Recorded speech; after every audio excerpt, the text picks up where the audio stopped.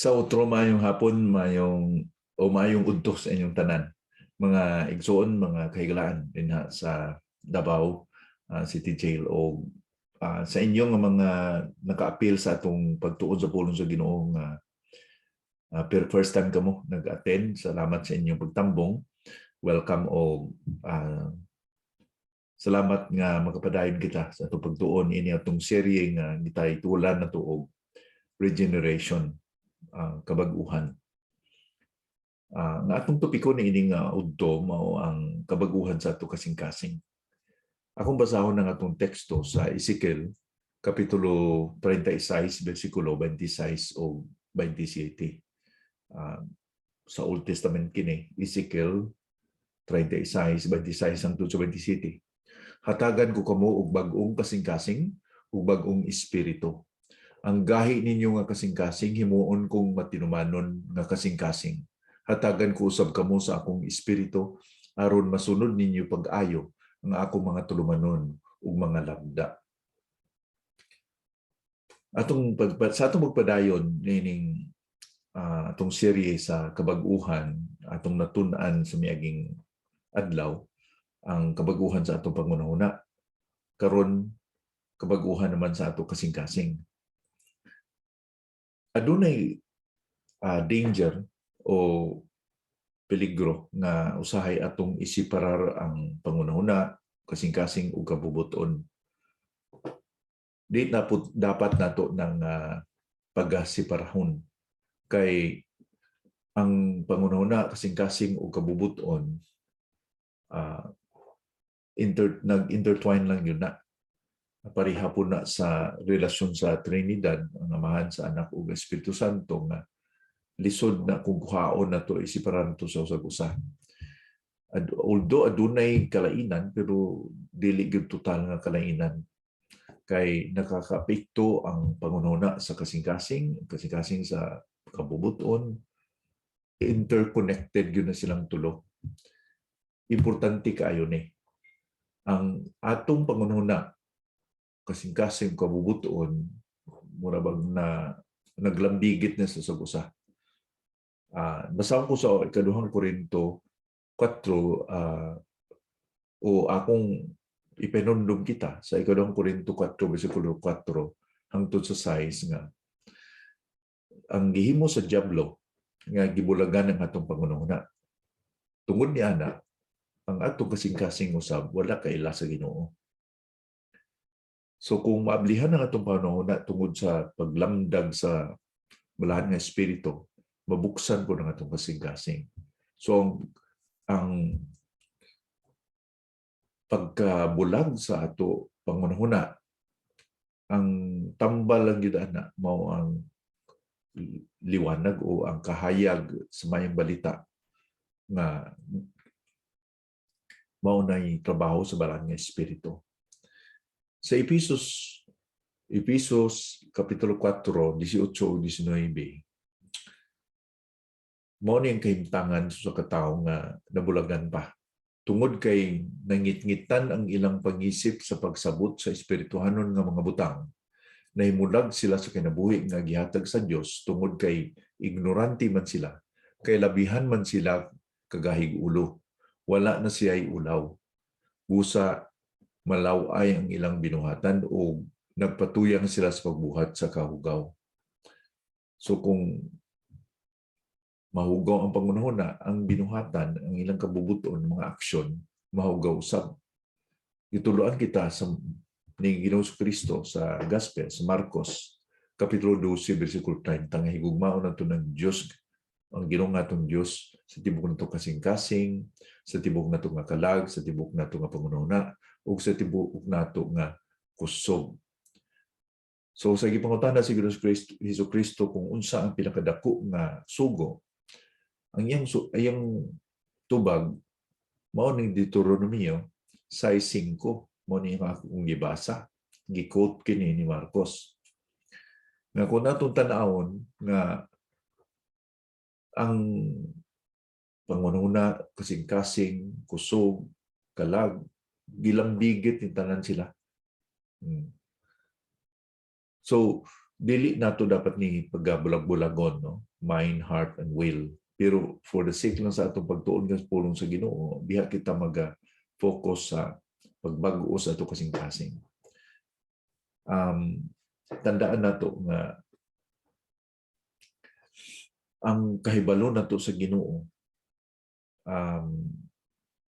may mga tao nga nakahibalo about God pero wala gid sila kaila sa Dios.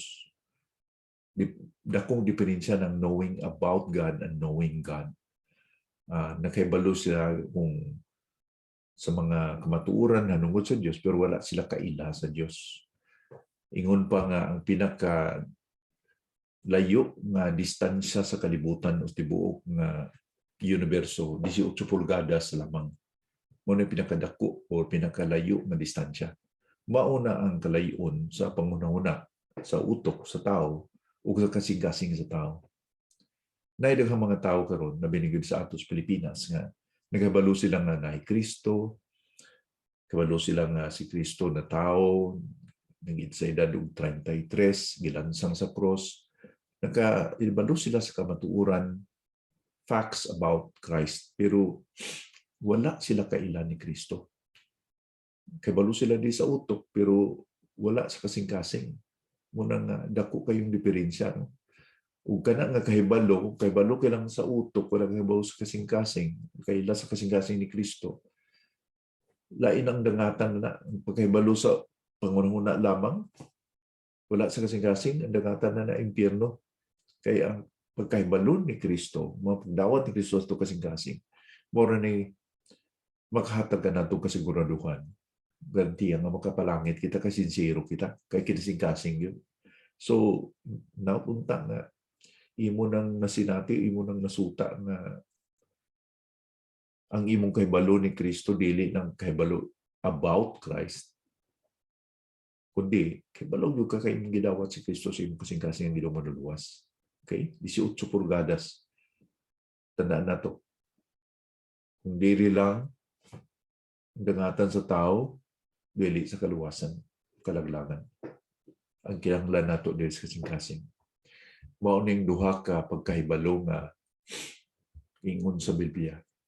Busa, kung ato pa ning ilarawan, may mga tao nga maka-explicar sa siguro katami sa dugos, pero iba yun ng matilawan ni mong dugos, di ba? May mga tao nga maka-explicar sa kalami sa mangga, pero iba yun itong nagkakaon sa mangga. So, buting nun, na may mga tao maka-explicar sa kinabuhi ni Kristo, pero iba yun itong nakaangkon ka may relasyon sa kay Ginoong Kristo. Ingon pa sa Salmo 34, versikulo 8, solayin ninyo ang inyong makita kung unsa kamayo ang Ginoo. Bulahan ang tao nga nagadangop kaniya. So ang Ginoo makapabag-o lamang kung ang atong pagdawat ni Ginoong Kristo dili sa ato kasing-kasing. So gingon din na sa Ezekiel 36:26 na maghatag ako kanila og bag-o nga kasing-kasing, og bag-o nga espiritu. Ako kuhaon ang kasing-kasing tig-a, bato, o pulihan ko kasing-kasing nga matinumanon. Dili ang pagbago sa pangunahuna lamang ang atong makita ni kundi kabag-o gyud sa kasing-kasing.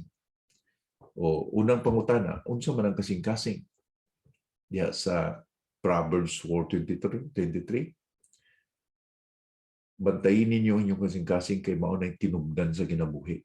So ang kasing-kasing mao ni tinubdan sa kinabuhi. Kung sa English pa, the problem of the heart is the heart of the problem. Ang problema sa kasing-kasing mao nang heart sa problema. Mao nang tinubdan gyud. Ngano man nga ang kasing-kasing kinahanglan mga baguhon? Tungod kay giingon din ni Ezekiel nga ang kasing-kasing bato. Batuhon nga kasing-kasing.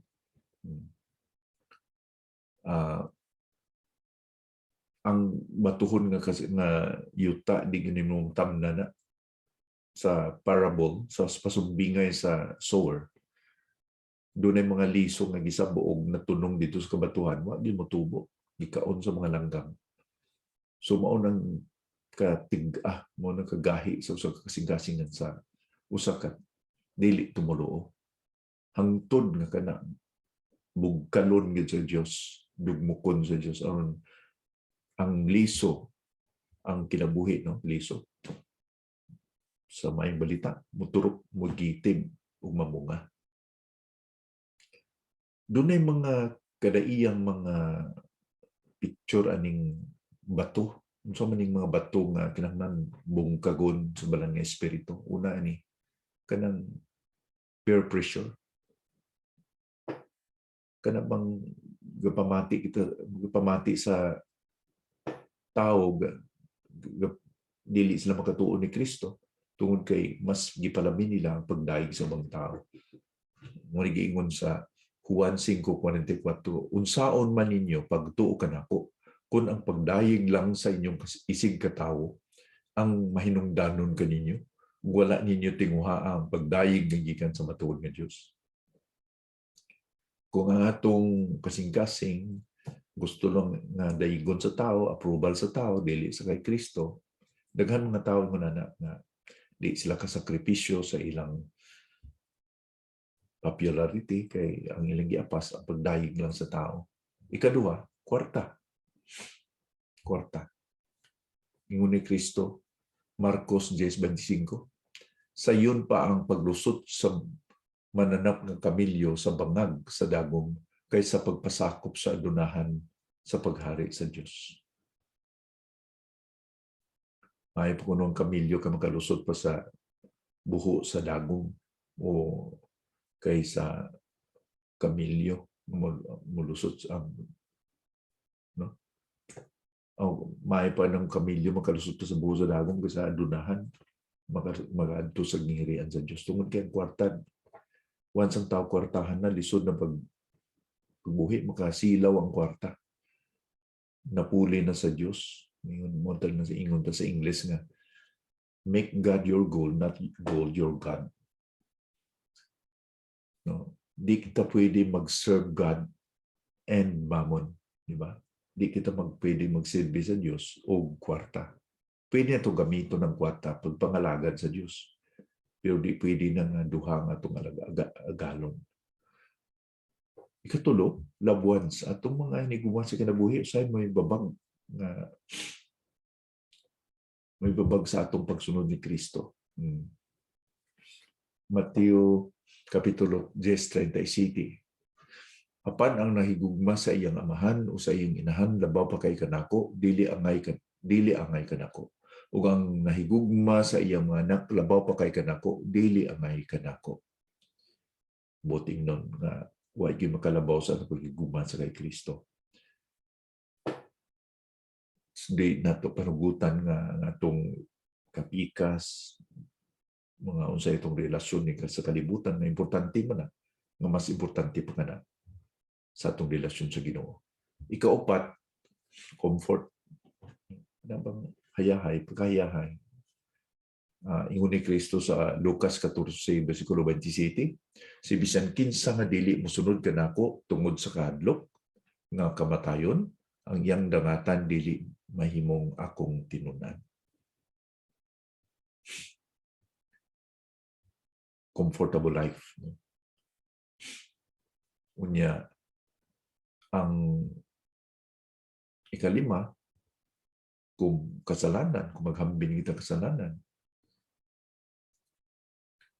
ingon sa Juan 3:19 o 20, silutan sila tungod kay mianhi siya dinhi sa kalibutan isip suga, apan gipalabi pa sa mga tao ang pagpabilin sa kangitngit kaysa moduol kaniya nga naghatag sa kahayag tungod kay dautan ang ilang binuhatan. Ang tao nga dautan og binuhatan dili gusto sa kahayag, maglikay pagani siya sa kahayag kay mahadlok siya nga mabutyag ang iyang dautang binuhatan.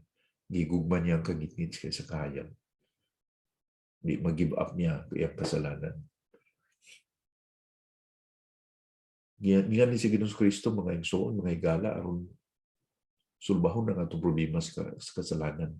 gipakamatyan niya ang atong kasalanan para bayaran niya ang atong kasalanan. Dili nato hambinun ang kasalanan, mao nay makapahimulang nato sa Dios. Ang katapusan, kaugalingon, atong kaugalingon. May mga tao nga maggarbo. Ingon pa niya sa Genesis Kapitulo 3, versikulo 5, mao niyang pag nahitabo kay iba. Mingon ang Dios ni ana tungod kay nahibalo siya nga kun mukaon kamo niini, maabli ang inyong salabutan ug mahimo kamong sama kaniya nga nahibalo kun unsa ang maayo ug dawtan. Giagnig gyud si iba nga kaon kay mahimo kang pareha ka sa Dios nga makahibalo unsay dawtan unsay maayo. Nganong kontento ka man lang nga mo tahod og Dios nga ikaw mamahimo mang Dios pareha niya. Sumo nang nahulog si Eva ug si Adan sa pagpakasala. Katulong pangutana, unsaon man sa kasing-kasing nga mabago. Amao ningingon ni Ezekiel nga akong kuhaon ang bato nga ilang nga kasing-kasing ug pulihan kong heart of flesh matinumanon nga kasing-kasing. Akong ibutang ang espiritu sa ilang kasing-kasing. So ang kabaguhan dili gyud sa atong paningkamot kundi sa gasa sa Dios nga maong balaan nga espiritu. Kung unsa man nga mga bato, peer pressure, kwarta, may nigugman nato, comfort, sala nga atong gihambin o atong kaugalingon, unsa man na. Kinahanglan nato na pinagay sa pag-convict sa balang nga espiritu. Mo nang trabaho sa balang nga espiritu siya minganhi aron pag-convict sa kalibutan, sa ila sala, sa pagkamatarong o sa paghukom. Ang Diyos nga balang espiritu lang gyud makahatag natong conviction. Magatandog sa to kasing-kasing. Siya lang makapabago ka nato. Ug ay kaupat nga makutana unsa may hitsura, so may hulagway sa kasing-kasing nga nabago. Kay ingon sa Ezekiel 36:26, hatagan ko sila bag-ong kasing-kasing, matinumanon nga kasing-kasing. Una, mapainobsanon nga kasing-kasing. Para ni David, human siya nga gipasaylo sa Dios kay naginulsol siya sa pagpakasalan niya kay Bathsheba. Gisulat niya ang Salmo 51, mao niya ang giingon sa bersikulo 17, Psalm 51:17. Ang halad nga makahatag og kalipay kanimo o Dios, maong kinabuhi nga mapainumsanon ug mahinulsulon sa iyang mga sala. Kining mata nga sa halad dili mo isalikway. Mapainumsanon. Walay tao nga magpasigarbuhon kung ang iyang kasing-kasing gibag-o na sa Dios. O di ang mapainumsanon kundi matinuuhon nga kasing-kasing. Sa Roma 10:9-10, ingon ni Pablo dinhi, kung isugilon mo nga si Jesus maong Ginoo, nagatuo ka sa kinasing-kasing nga gibanaw siya sa Dios, gikan sa kamatayon maluwas ka. Kaya ang tao pakamatarungon sa Dios kung mutuo siya sa kinasing-kasing o kung musugilon siya sa iyang pagtuo maluwas siya. Gatuo sa kasing-kasing mo na atong balikan nga na ipagtuo nga dili kasing-kasing dili lang sa pangunahuna. Kinahanglan ipatigog na tugikan sa atong ulo di sa atong kasing-kasing. Ang bag-o nga kasing-kasing mahigugmaon. Mahigugmaon sa Dios. Ingon pa ni Juan o ni Pedro. Ingon ni Pedro sa 1 Pedro 1:8. Bisan wala kamo makakita kaniya kay Kristo, gihigugman ninyo siya. Ug nagatuo kamo kaniya bisan wala pa ninyo siya makita hangtod karon. Mao kana nga dili matukib ang inyong kalipay. Ang katapusan nga hulagway sa gibag-ong kasing-kasing masinulundon, obedient. Mao nga gingon din sa bersikulo Ezekiel 36:26, ug 27. Hatagan ko kamo ug bag-ong kasing-kasing ug bag-ong espiritu. Ang gahi ninyo nga kasing-kasing himuon kong matinumanon nga kasing-kasing. Hatagan ko usab kamo sa akong espiritu aron masunod ninyo pag-ayo ang akong mga tulumanon ug mga lagda. Lisod kay sundon ang kasuguan o ang kabubuton sa Dios kung wa pagibag-o nga atong kasing-kasing sa balaan nga espiritu. Mao nang gihatag niya ang balaan nga espiritu aron masunod nato ang iyang mga kabubuton. Siya ang gahatag kanato kalipay o gahom na masunod nato ang iyang kabubuton. So sa atong pagtuon sa kabag-uhan nining serye nga Regeneration Kabag-uhan, usa kini sa pinakaimportanteng kamatuoran nga ang kabag-uhan nato dili lang sa pangunahuna kundi sa kasing-kasing. Mao ni ang pagkaiba sa pagkakristohanon nga biblical nga pagkakristohanon kaysa religious lang ang isang tao. Ang religious nga tao pwede lang na magpakita sa gawas pero way kabaguhan sa sulod. Ang tinuod nga Kristohanon naagi kabaguhan gikan sa sulod sa kasing-kasing. Nautunta nga mao na imong nakita sa imong kasing-kasing imong desisyon na dawaton sa Ginoong Kristo nga Ginoong manluluwas aron